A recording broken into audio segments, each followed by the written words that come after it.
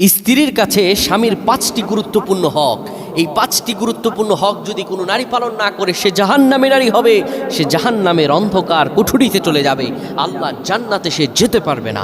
এই 5টি গুরুত্বপূর্ণ হক একজন স্ত্রীর কাছে তার স্বামীর। প্রিয় ভাইরা আমার, আমাদের সমাজে দেখা যায় অনেক নারীরা তাদের স্বামীর হক পালন করতে চায় না। 1 নম্বরে স্বামীকে সালাম দেয়া, 2 নম্বরে স্বামীর সঙ্গে নরম সুরে কথা বলা, 3 নম্বরে স্বামীর ঘরটাকে শান্তিময় করে রাখা, 4 নম্বরে এমন কাজ না করা যে কাজটা স্বামী পছন্দ করে না। অনেক স্বামী অনেক স্ত্রীকে বলে বাইরে যেও না, বাজারে যেও না, এই কাজটা করো না, ওই কাজটা করো না, কিন্তু দেখা যায় অনেক বোনেরাই তা করে, কিন্তু এটি ইসলামে নিষেধ। স্বামী আপনার জন্য যেটা হারাম করেছে, যেটা নিষেধ করেছে, সেটা আমার আল্লাহ হারাম করে দিয়েছেন। 5 নম্বরে পর পুরুষের সাথে সম্পর্ক না রাখা, পর পুরুষের সাথে কোনো সম্পর্ক রাখা যাবে না।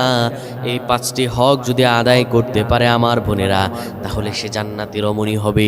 আর এই 5টি হক যদি আদায় না করতে পারে, তাহলে সে জাহান্নামী হবে। অনেক বোনেরা স্বামীর কথা শুনতে চায় না, সে জাহান্নামী নারী হিসেবে রূপান্তর হয়ে যাবে। আল্লাহ আমাদের বোনদের বুঝদান করুক, পরে না আমিন।